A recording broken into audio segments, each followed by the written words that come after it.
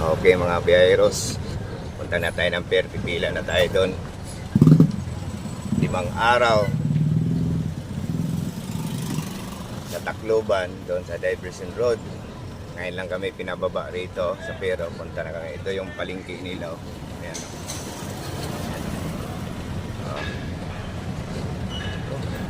Hirap bumiyahe rito. Tagalang barge, kung tawagin nila rito barge. Walang 1 oras lang itawid.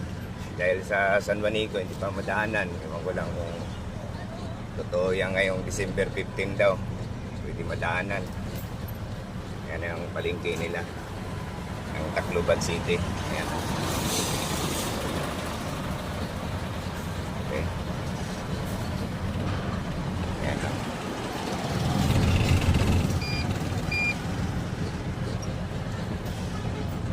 Tacloban City, okay. Mga biyaheros, hanggang dito na lang muna.